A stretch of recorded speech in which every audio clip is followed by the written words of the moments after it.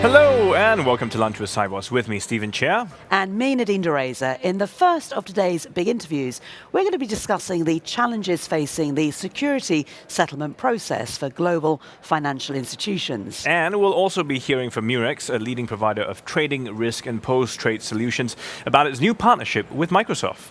And in the second of our big interviews, we'll be talking to a panel of experts about the rollout of ISO 20022 for the Federal Reserve Banks. But first, we turn our attention to the securities industry, which has been through many changes in the last decade. It certainly has. And to bring us up to date on the latest developments, Stephen spoke to Satvinder Singh, Global Head of Security Services at Deutsche Bank, and he started by asking him to set the scene as to where the industry is right now.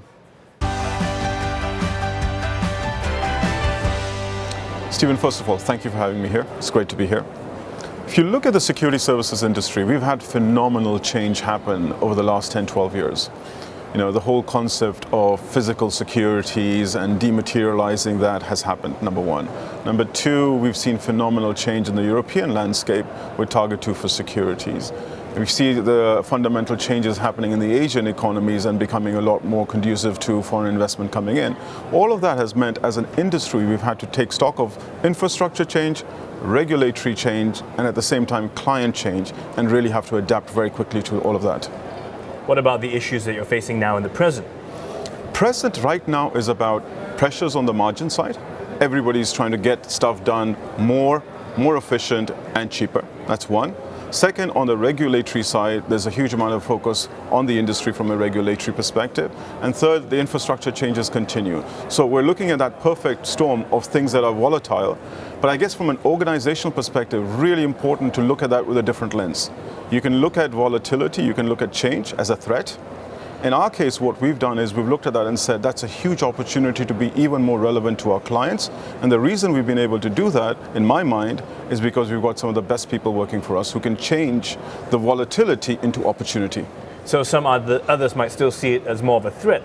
And moving forward into the future, is it likely there are more threats or more opportunities? Depends on how you look at it. So there's lots of change, and I think change is a constant in our industry. There's always going to be change. And the way to look at it is, if we're willing to invest and if we're willing to put a huge amount of effort into redefining our value. So for example, going back into history, value 10 years ago was to be able to demonstrate you had a physical vault. Yeah. Now that's irrelevant in today's world.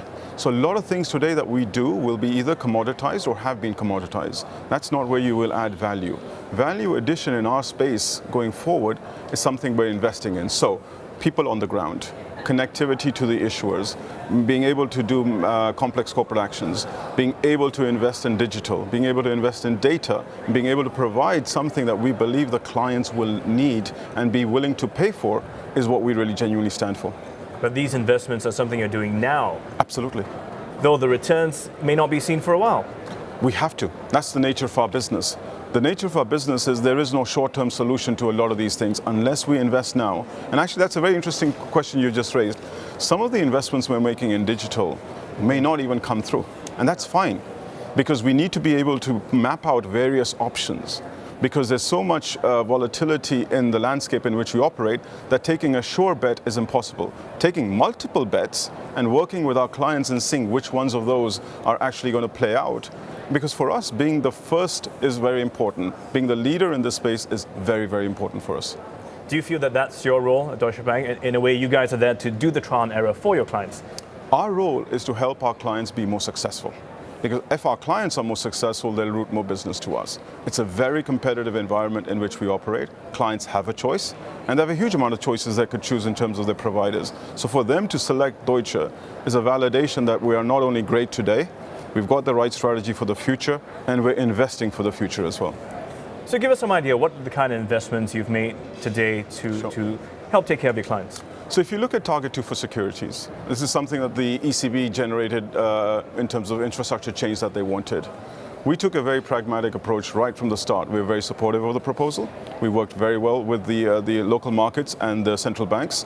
And if you fast forward to today, we're probably the only one which has publicly won very large mandates, including one press release we did on Monday. very large US global custodian that's awarded us a mandate. Last year we did another press release. The year before we did one. So every year we're seeing large mandates that we can publicly announce. In addition, that's tip of the iceberg. Lots of other mandates we've come in. But the idea is, why have we won all of those? We won them because very early on in that process, we determined that the all-in global custody, sub-custody model wasn't going to work. A lot of our clients wanted a differentiated product that suited their needs depending on the market and the complexity and their own volumes in that. So we set up a component product base. So what we talked about last time, the plug and play model. So come in and decide what you want, and we're there to support you. So we have the asset servicing only model, the account operator model, the all-in model. So there are various models so that our view of the future is, you have to componentize what you have. You have to provide the data in the form that the clients want it. Not necessarily more is good. It's the quality of the data that you provide and enable your clients to be successful. That's our winning formula. And it's also a really personalized and customized approach to each individual client. How are they responding? What are they saying? So clients like it. I mean, they like the ability to be able to look at their own model and pick and choose.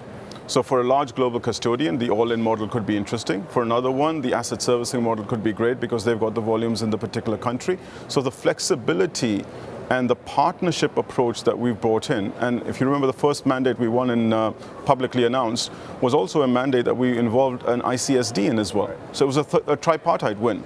So those are some of the really interesting things that our clients want. Clients want the ability for us to understand their business and provide them a solution that's going to make them a winner. And that's exactly what we're trying to do here. So in the current climate, considering what's happening in the world, I mean, what are some of the key challenges you face? So the biggest topic today is data. Digital data, and if you go back to Sibos 2 years ago, it used to be blockchain, bitcoins, all of that stuff. So where the industry is really looking for guidance is, what is that future value creation? And a lot of people confuse that with more is better. Our view has always been, clients are not asking for more data. They're asking for data that is relevant to them, that allows them to do two things. One, look at their own internal processes and streamline them. So either through artificial intelligence or robotics. And the second one is allows them to look at regulation and be able to fulfill those requirements by providing the regulators with the information they need. So our role there as an agent is to be able to give our clients that data. Another big part, which we talked about earlier, is about the future. Now, how will security services as a business transform? The doomsday scenario says, with blockchain coming in, with DLT coming in, with lots of these fantastic quote-unquote disruptive technology coming in, is there a need for a security services provider? Look, and having talked to a lot of clients, absolutely. I mean, we've got the local people on the ground. We've got the network in 33 countries. We've got the connectivity in the country. We've got the client relationships, and that's difficult for technology to replicate. So our winning formula is take the best of both worlds. The size, scale, and sheer volume that a bank like ours has, and the commitment to the country, along with the flexibility that new technology brings in. The combination of the two is a winning formula for us. So are you taking in those disruptors and saying, let's not just throw them aside, let's see what they can do, let's harness the value add they provide, take them in? Absolutely. For us, it's not a binary thing. So they're not either competitors or providers. We've looked at the whole fintech space, and we've looked at it from multiple lenses. So we have our own innovation labs where we are nurturing some of these ideas. We have our own technology that we continuously refine from an operating perspective. We have partnerships. We have huge relationships with fintechs. And our idea is we need a broad-based approach, because there's so much volatility in this space that we want to be in a position that we can provide the solutions. Well, you've been speaking on the bank's role, but what about the industry? If you look at it in a broad scope, I mean, is that something the investment is needed more in such areas, in the people as well? I think from an industry perspective, it's the one place I will say we need a lot more work done is to be able to attract the right talent, attract and retain the right talent. Because ultimately, while it's a technology business, it's all about operations, it's all about people, it's all about being able to give people a meaningful career, a development opportunity, and for them to have a particular passion with which they do this, because ultimately that's what our clients buy, the technology and the people, and obviously the commitment to the business. Is that a real challenge, finding the right people? I think retaining the people is a challenge, because if you're 20 plus and you're looking at a career in banking versus a career in a fintech company, the dynamics are very different. So I think what we're trying to do is to make the right pitch. The pitch is, come and work in a part of the bank where technology is essential for survival. So we're literally positioning ourselves as a technology provider to our clients, which is the way the industry is morphing. If you pick up any magazine today about the security services business, there are two dominant themes in that magazine. One is technology, the other is regulation. And we're really playing on that technology side, and that's where the investment is happening, so we can attract that talent, which normally would have gone to another startup or a fintech. Right. And in fact, speaking of startups, the whole industry, the whole workplace has changed. Millennials coming in, they sort of expect a different workplace, different demands, different wants as well. Is that a challenge? I mean, is that going to change any part of the industry in terms of this new generation coming into the workforce? Absolutely, absolutely. And there's a huge amount of work that we're doing with the younger generation to say, how do we become more appealing? How do we tell our story so that they understand it, so that they want to be part of it? And once they're part of it, how do we continuously motivate them? So if you talk to the young generation, they want excitement, they want thrill, they want a breadth of experience. They don't want to get bedded down into one particular thing for the rest of their life. And as an organization, that's our challenge. And that's our opportunity, because if we get it right, the best of the best talent will again want to be in banking, and within that will want to be in the transactional bank and in the security services space. Satvinder, always a pleasure speaking with you. Stephen, thank you very much. We love having Satvinder Singh on the programme. It's a great pleasure to see him again. So that's the current status of security services from the perspective of Deutsche Bank. And now it's time to turn our attention to post-trade services. 2% of all trade settlements fail every year, which is a huge cost to the industry. And here to tell us about the efforts to tackle this problem, we're delighted to be joined by Virginie O'Shea, who's Research Director at the IT Group. And Tony Freeman, Executive Director, Industry Relations, DTCC. Welcome. Welcome to you both. Now, Virginie, if I can start with you, let's set the context first. Sure. I mean, how much does settlement failure actually cost the industry? It's actually quite hard to tell, believe it or not. I think just because the industry is quite so siloed in the middle and back office, I think there's estimates for direct costs you can see around about $3 billion per year, and that's just the direct costs and that you can identify. I think there's a lot of hidden ones in there to do with fixing lots of different things that go wrong during the process. So a lot of money. It is a hell of a lot of money, yeah. And when this happens, Tony, is there anyone who benefits from it?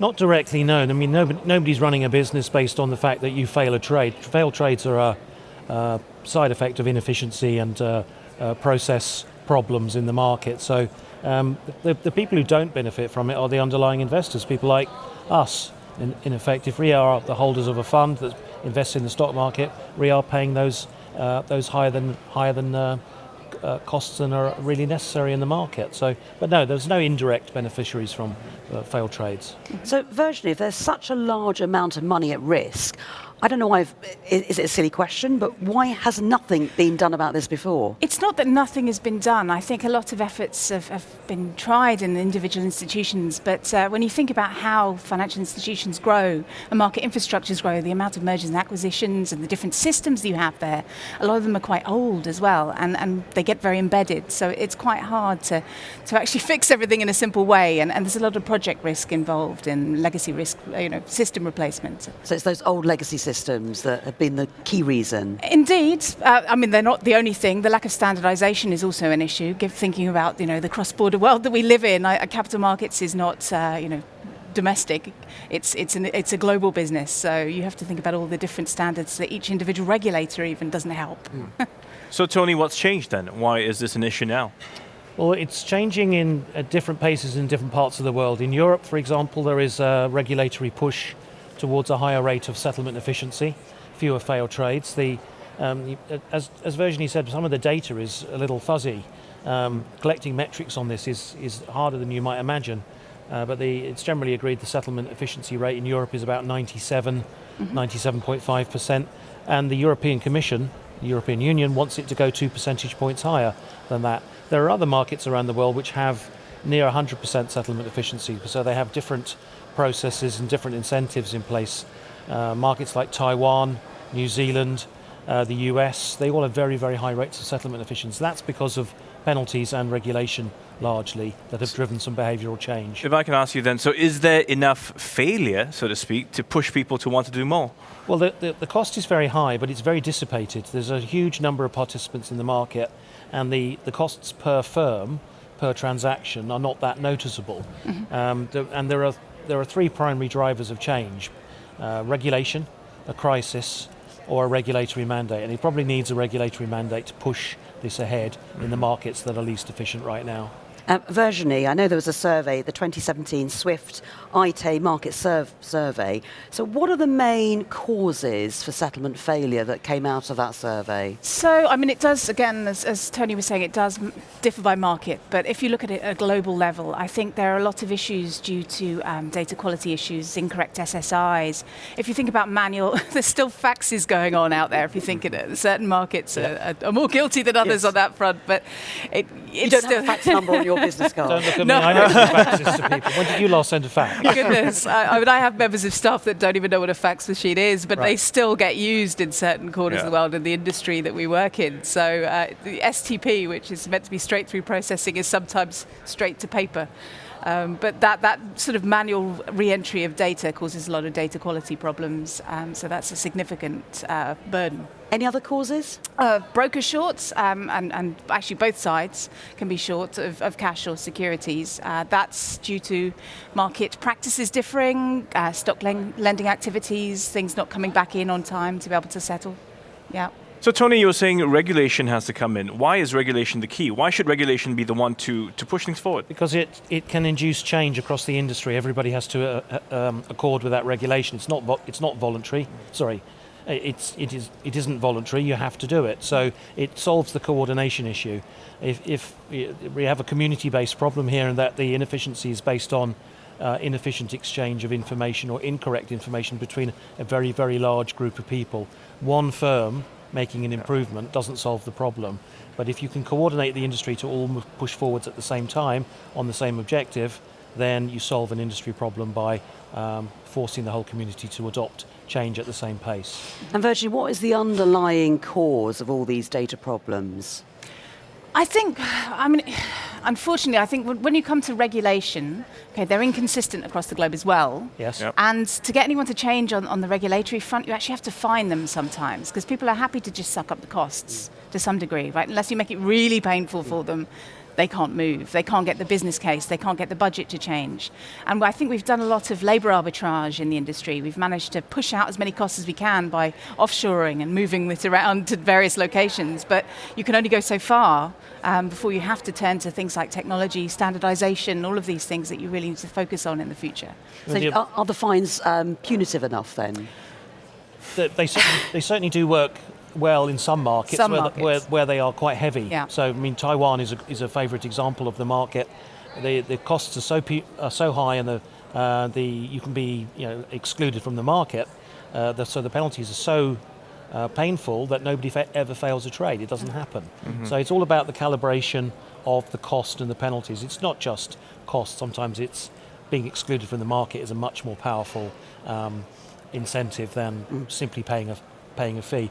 People can budget for penalties if they're not very high, and it becomes a cost of doing business. And that's a bad sign if you're budgeting for penalties. You know what I mean? It doesn't make sense. But exclusion isn't very nice, though. Exclusion does definitely works. Yeah. So, yes. Well, Tony, let me ask you about Europe, because it adopted T2 standards to try and harmonize the settlements process and reduce the cost of post-trade services. This is in 2015. Yes. Has it been successful? Yes, it has. It was. There was several years of talk about whether it was a good idea. And then there was 9 months of implementation. So it got done quite quickly. One of the major depositories in Europe, Euroclear, picked a date, and everybody else then decided to adopt the same date for the migration to a T+2 cycle. There was 9 months of preparation, and it all went according to plan. So yes, it's not been a disruptive issue at all. Not even a short-term, a period of real pain, so to speak, before the people put a lot of resources in place for the transition period. You get the pain. You get a lot of extra bodies on the desk. Holidays cancelled. IT projects are not implemented at that time, just in case there's an issue. And you'll have one day where you have double settlement volumes when you transition from T+3 to T+2. So you do need extra people working on the desk to sort those trades out. But as long as you have plenty of time to manage the transition process, it's manageable. And Virginie, I know that Canada and the US are going to adopt T2 in 2017 as well. So what impact is that going to have on the market? Well, similarly, I think bringing the more markets that are harmonised in terms of settlement dates and things like this, the better, to be perfectly honest. I think obviously as global institutions, you have to, having to deal with different settlement practices is hard enough, but timing is another one, right? So I think generally, if the globe moves in one direction, that's good. We don't often do that, sadly. We have different political systems, different market infrastructures, different wills that go out there. So the more the better, I would say. So I expect it's going to be short-term pain, because there always is, and you iron out the kinks as you go. But hopefully, fingers crossed, it'll all be for the better of the industry. We love the fingers crossed theory, don't we? No pain, no gain, right? Right. So, I work for a market infrastructure. Fingers crossed is not the way we operate. that's right. No. I think they do a lot better in planning for that, you know. But it seems like there could be an opportunity here for fintechs to jump in. Tony, what do you think? Yes, there is. I mean, the fintech segment is incredibly innovative and agile right now, and there is a growing realization, particularly amongst larger, more established infrastructure providers, that we can learn from smaller fintech companies by partnering with them. So you'll see quite a lot of, in the blockchain DLT area, you'll see quite a lot of well-known household names working on these projects, but they're often doing it with much smaller, more agile, nimble companies that are experts in this new style of technology. So, I mean, technology itself is not the solution to this failed trade problem that we're specifically talking about here today. It's much more about market practices, behaviors, and diffuse costs that are not directly attributed to the failed trade. But you know, new technology can be a help, but it's not the panacea for the issue. It can help you visualize the problems, Yes, right? Being able to track things. But yeah, it's never going to be a magic bullet, and DLT is not going to solve all our problems, sadly. I wish it would. So Virginie, how can SWIFT actually help to reduce the rate of settlement failure? Sure. I mean, SWIFT is a network. Obviously, they connect to all of the banks. And as you can see for the floor here, obviously, the more that they can do to socialize the problems, to show the way forward, to lead change. Obviously, they've been in standards for forever. So that's what they need to continue to do, just basically drive that agenda forward and make sure that everybody's adhering to although they're never there with the stick beating people like the regulators do, but it's certainly important that they champion change. Yeah. So it isn't a question of one or the other, it's probably about a partnership. Again, a collaboration, a key theme that we've been talking about. Yeah, I mean, we have thousands of clients literally around the world, and our primary role in a lot of this is educational. It's informing people. There are significant changes coming up in Europe quite soon, the MiFID project that I'm sure you're familiar with. Educating the client community in Asia Pacific and the Americas about regulation that comes from a long way away is a key thing that organizations like DTCC and SWIFT can do, because we have global presence and our clients are heavily affected by these changes.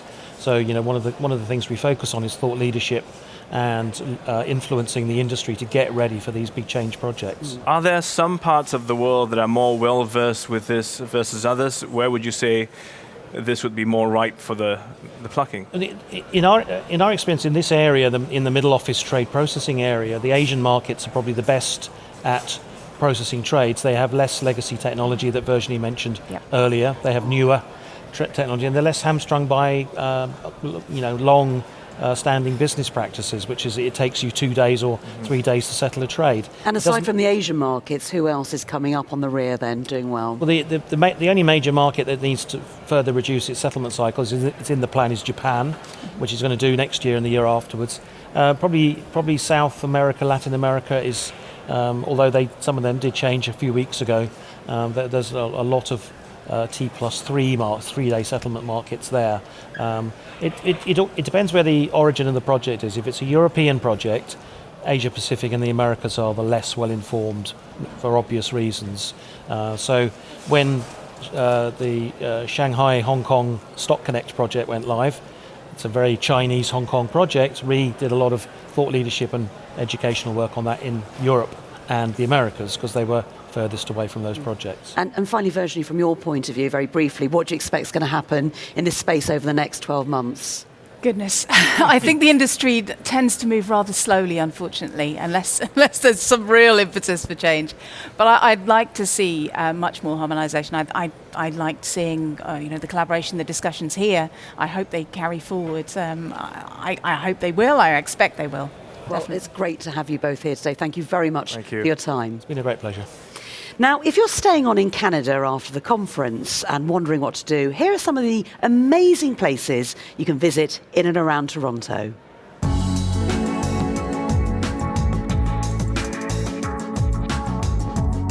Often called a city within a park, Toronto has more than 1,500 parks covering over 8,000 hectares.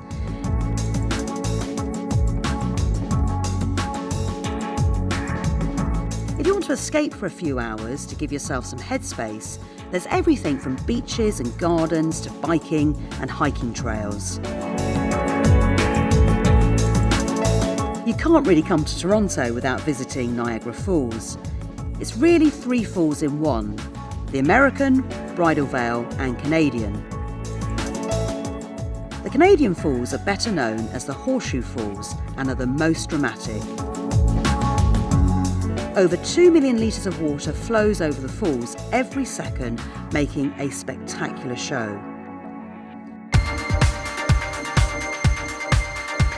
If you can't make it all the way to Niagara, you can still enjoy the Waterfront in Toronto. Stretching 46 kilometres, it's one of the longest in the world.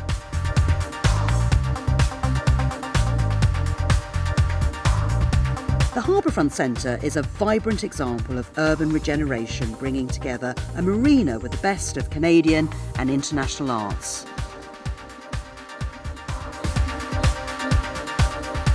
Whether it's an early morning run or just capturing a few shots of the city skyline, there's plenty of beautiful outdoor places in Toronto.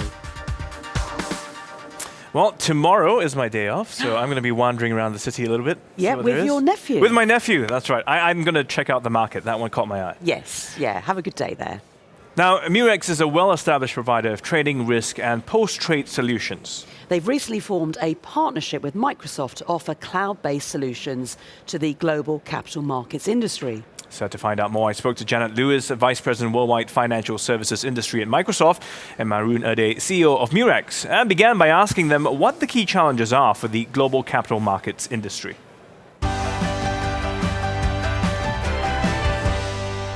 Well, capital markets have been transforming very deeply and are under a lot of stress. Essentially, you have layers of new regulations which are transforming completely the operating model. You have to run a considerable amount of calculations to measure your risk. You have to settle faster and faster. You have to handle a very large amount of data and maintain them. And you have to connect to more and more new services. So that's putting a lot of stress on the infrastructure supporting capital markets. So Janet, based on the challenges that Maroon has outlined, how can the cloud help him? Well, cloud's a differentiator overall, offering a huge amount of agility, flexibility, and cost efficiencies. Regulators, as you know, in financial services, it's all about the regulation and compliance. There are deadlines and very strict deadlines. Cloud enables a much quicker time to market. Last but not least, it offers scale. So scale for demanding loads like risk and trade is really critical. Well, we know Murex is already a leader in trading, risk, and post-trade solutions, so why partner with Microsoft? Well, the world is really moving, so you cannot keep doing business as you used to do before.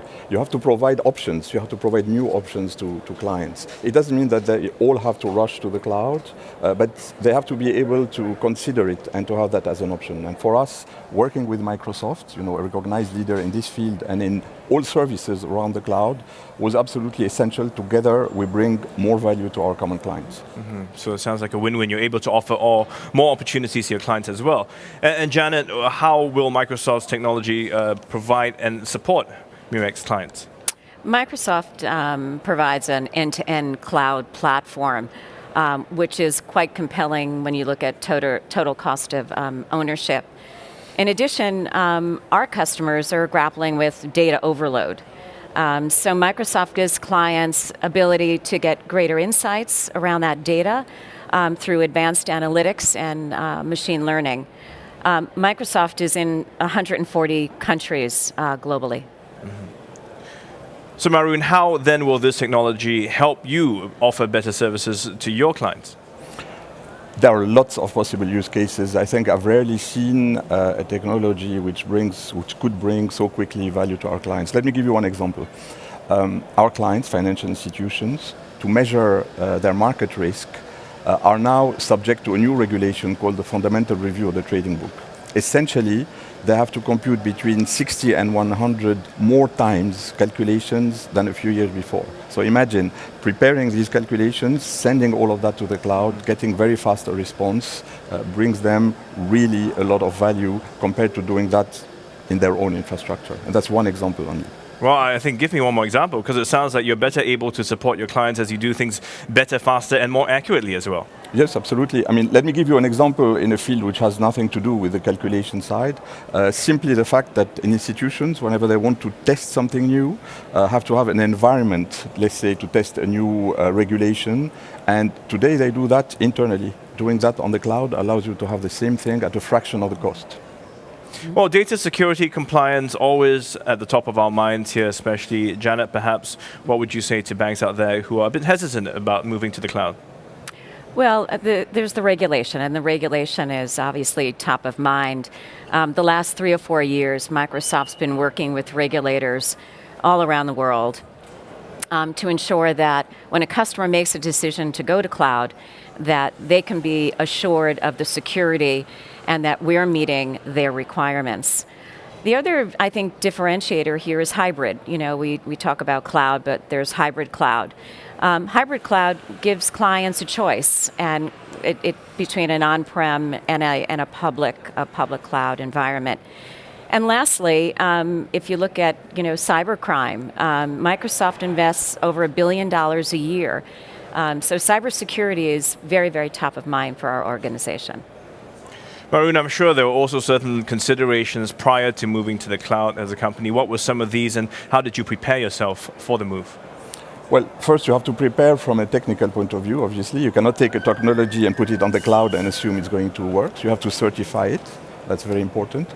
Second, you have to understand the global regulatory environment, which is key. And third, it's not about technology only, it's also about how you support, with the help of your partnership, your clients. So we had to build a relationship with Microsoft, and that was absolutely essential, because we're not doing this each on our side, we're doing this together with the client. Mm-hmm. So was it important to have that conversation early on to ensure that you were both on the same page, working towards the same goal?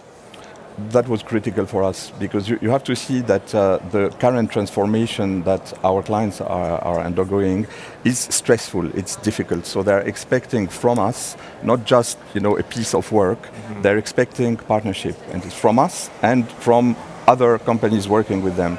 So this topic is not an easy topic. So for us, having the relation with Microsoft was absolutely essential, because it's about today, but it's also about all what is being brought to the market in the coming years, and this relation for me was absolutely vital. Yeah, and it's important to understand that a lot of times when we talk about technology, sometimes we forget that people are behind it all, and it involves people, not just numbers on the screen. That's right. Well, thank you so much, Janet. Thank you. Very nice Maroon. meeting. Pleasure, thank you. Yeah. So, Stephen, I think what was clear to see some real benefits there from cloud services. Definitely. Well, it's time for the second of our big interviews for today. The Federal Reserve Banks and the Clearinghouse have announced their migration timeline to the global messaging standard ISO 20022. But what impact will it have on high-value payments globally? Well, earlier we spoke to a panel of experts, including Richard Ziener from the Federal Reserve Bank of New York, who was also joined by Isabel Schmidt from Deutsche Bank, Stephen Lindsay from Swift, and Andrew Hauser from the Bank of England. Richard set the scene by running through the timeline for the migration. So migration to ISO long ceased being a matter of if, to being a matter of how and when. So in support of this interest, yesterday the Federal Reserve announced its plans to migrate to the ISO 2002 message formats for all message types, commencing in a 3-phase plan over the next 6 years. So we have Phase 1, which is focused on essentially preparation. Phase 2, which is focused on like for like. And phase 3, which is focused on enhancements. The first phase, preparation, will commence in 2020, and it essentially will consist of a cleanup of our existing legacy formats in order to make the ultimate conversion a little easier. And then phase 2, like for like, will commence in the first quarter of 2022. And will occur over an 18-month horizon in waves in which depository institutions will send and receive ISO messages. And over that period, the Federal Reserve will provide translation services, translating to or from ISO and legacy as necessary. And at the end of 2023, we will be phasing out our legacy proprietary formats, and we will be entirely on the ISO message formats. A final phase and a critical phase in terms of the industry interest, we will then proceed with enhancements. And the enhancement phase will be in a big bang all at once, recognizing that the entire industry at that point will already have been converted. So 3 phases, quite a timeline. 3 phases. Phase 1, preparation in 2020. Phase 2, like for like, over an 18-month horizon, beginning early in 2022, concluding in 2023, and then the enhancement in phase 3. Well, Richard, just to follow up on that, we know the Federal Reserve banks have long supported this standard right from the beginning. So the announcement of these timelines, what triggered them? So we had announced our plans in prior Siboses, and in Geneva last year we announced a preliminary timeline. But in order to do the detail work, we really had to invest a lot of resources in industry engagement and analysis to come up with both the method and the timeline to support an undertaking of this magnitude. We also know it is absolutely critical for us to be clear and transparent, both with respect to method and with respect to timeline, in order to give the industry sufficient time to prepare.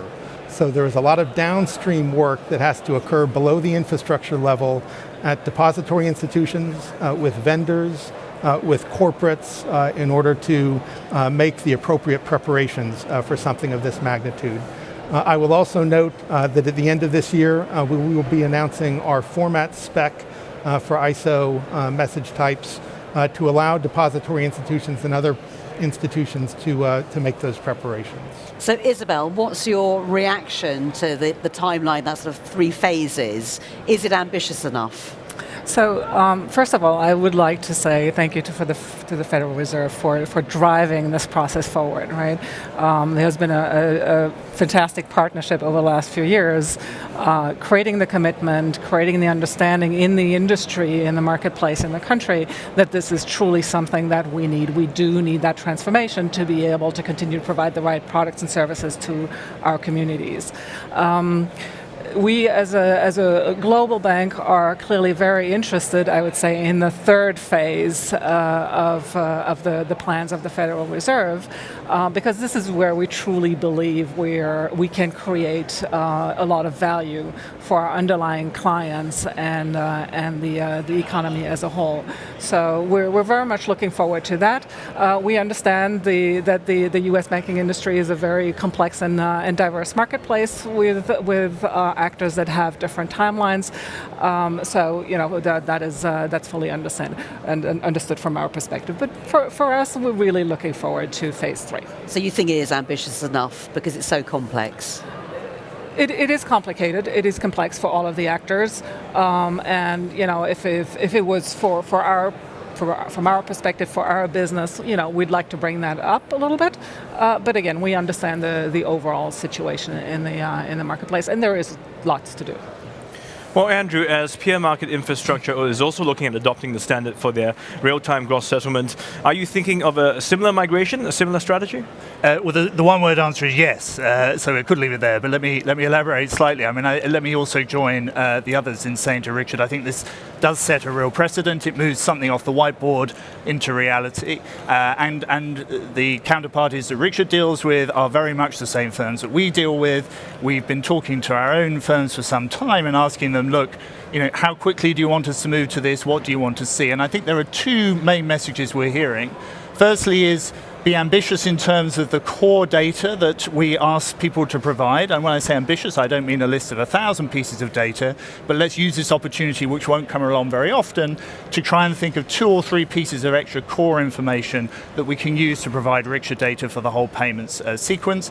The second thing is, frankly, a plea to us, which I think Richard is showing the way on, to central banks to say, look, you're going to have to help coordinate here. We have common interests in this, but frankly, unless we have some respected institution taking the lead and actually helping set timelines and set the framework, we're probably never going to make it. So bizarrely, I thought people might say, well, look, give us the freedom. Actually, they're saying reduce our freedom, set a terms of movement. So we are in the UK moving to ISO 20022 as part of our renewal of our real-time gross settlement system, which we're currently designing at the moment. And in the retail space as well, and I think this might be going a stage further than the current US plans, we will also, over the coming years, as that infrastructure is replaced, be moving them onto ISO 20022 at the moment. So the first stage for us is to define that data list, which we'll be working closely with Richard and others to try to do, to define a transition path, and to design the interoperability both domestically and internationally. And I think that's actually a very important part of what central banks can also help contribute to this, is to say, look, we have a lot of domestic stakeholders to answer to, but also let's think about cross-border payments, and let's think about whether we can use ISO in that context as well. There are some really big gains there if we can get that right. I don't minimize how hard it is, but I think a number of central banks are going to be willing over the coming years to think about how we might do that.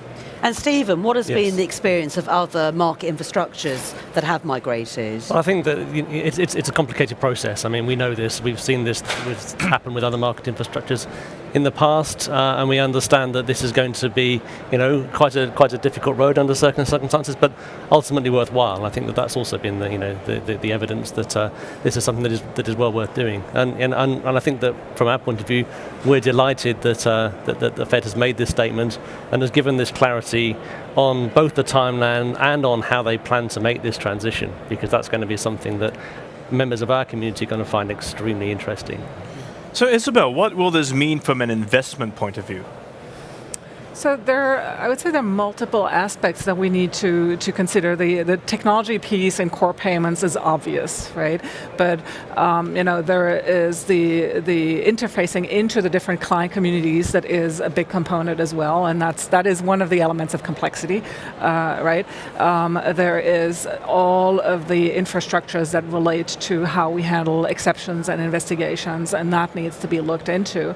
So that is the technology component of what this means. But I think the other element that is not to be underestimated as well is the learning curve for people within the financial institutions and within our corporate clients, who really now need to kind of relearn basically the environment, or the tools, if you want, that they use to make payments. So, and both of these are actually complex and take quite a lot of time and are costly.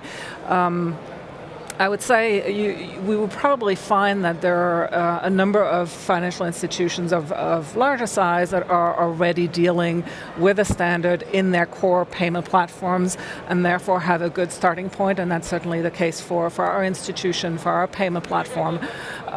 So I believe what you'll see is the investment level will vary from institution to institution, but it's going to be significant both from a technology perspective and then from a training and knowledge perspective across the firms. Right. Andrew, could this announcement potentially influence the ISO implementation in other major currency zones? Yes, I definitely think it could. I mean, I probably should speak only for the UK, particularly in the current context of that question. But certainly in the UK, we will be looking closely, and I already indeed, frankly, have been talking closely with Richard about the types of approach that he will be taking. As I say again, same firms, in many cases, same cross-border interests. So there's a very clear commonality of interest.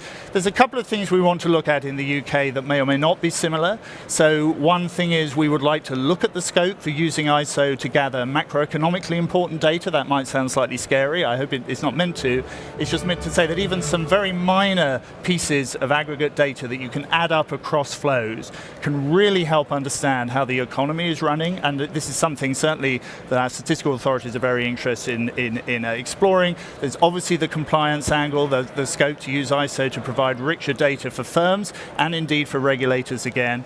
And there is the scope, which is very important for us in what is quite a balkanized setup in the UK domestically at the moment, to provide for greater resilience. So if one of our retail payment systems goes down for a period of time, taking the file that currently goes into that system and putting it through another system, which is technically possible, is actually very hard to do just in terms of the language. One bank recently did manage to do it, had to throw his entire payments team at recoding one file into another data source to get it through within the same day. If it's in ISO, it can be plugged out of one system and put into another. That's a legitimate central bank interest. It makes the system as a whole more secure. I know people often warn, don't think ISO can solve all problems, but in this particular case, it seems to us something that it can really help with. And sounds simpler as well as secure. I mean, I'm sort of mindful of the comments that have been made. Simple is probably not the right word in terms of the compliance burden in the short term for firms, but in terms of what everyone is really worried about at the moment, which is these systems going down,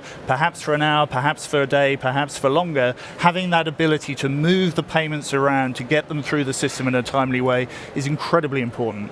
So when it all happens, then life will be simpler. Exactly. After the fact. Life will be very difficult, and then it'll be very easy. There you go. Yeah. But Stephen, this question to you, because what the Fed's move will likely have increased or make the request for other banks to want to use the same standard as well. So how is SWIFT going to support this? Yeah, well, I think that's certainly, coming back to some of the comments that have already been made, the fact that we need to do this in a harmonized way between different market infrastructures is really critical. So between the international market infrastructures, but also between international and domestic in the UK sense as well. If we're going to have that flexibility of being able to have one implementation that supports these different things. So that's something that SWIFT has been very much working on with the market infrastructure community. So that's the first thing, is harmonization at the level of how the standard is used. It's great that we're all on the same standard, but that's not enough without some degree of harmonization of how that's actually deployed. So that's something where we think that we have a role to play, and we have been talking to these guys about that for several years now.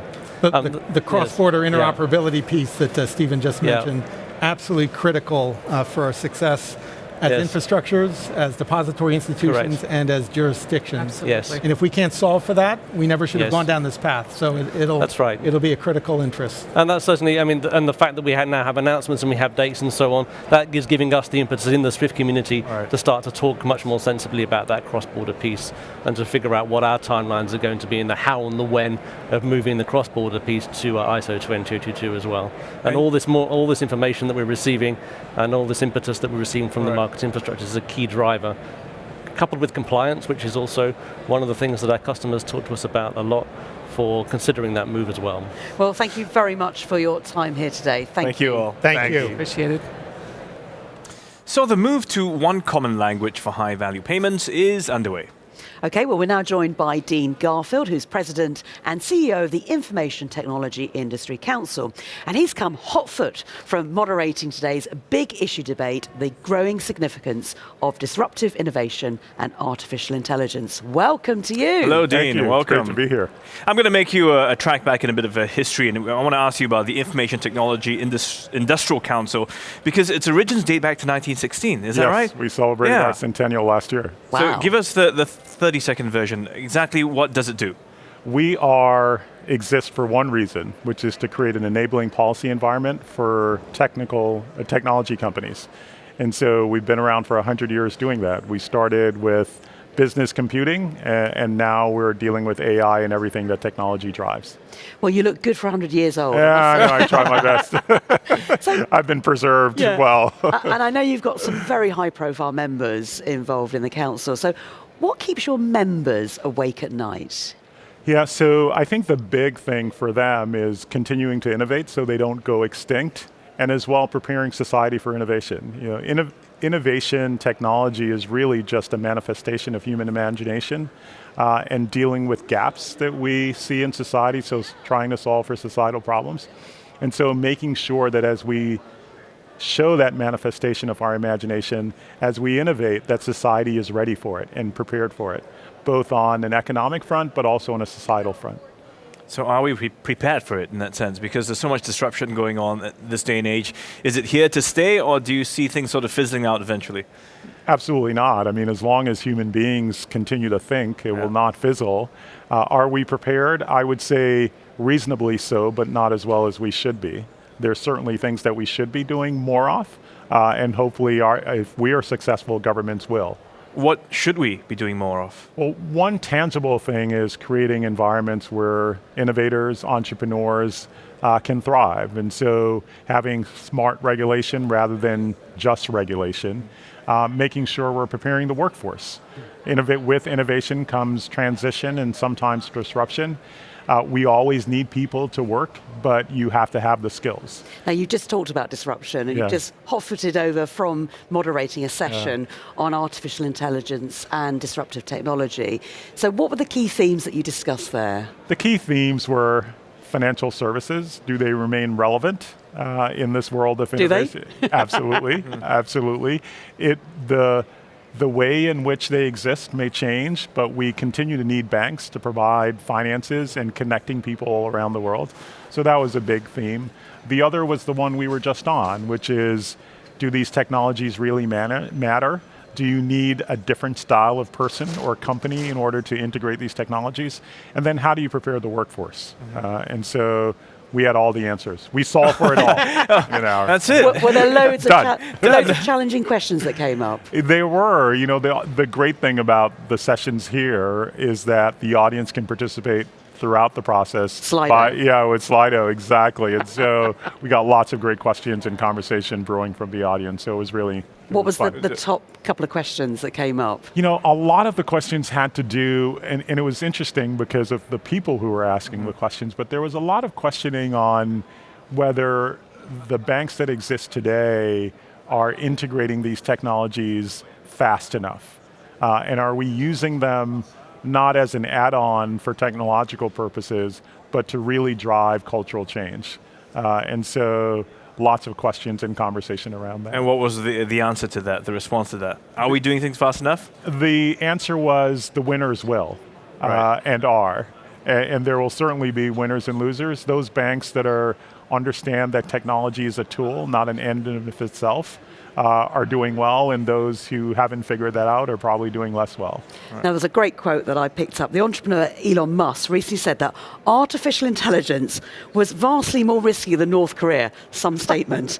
Is that something we should fear or embrace? Do you agree with him? I do not agree with him at all.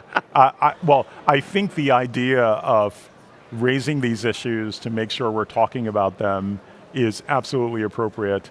I don't agree that it is a mortal threat to humanity. And so we've seen too many movies about robots taking over the world, but the robot can only do what we program it to do, right? There you go. So, at the moment. Will it come a point where the AI can be effective enough to, replace certain jobs? I mean, it will replace certain jobs, but to also continue to think for itself and develop beyond that? Yes. I think we're on a path that is ultimately inevitable. I think your point that we program, but part of the change in AI is that it is less around a source code than a pattern of learning. And so machines will be able to apply logic, reason, and learn over time.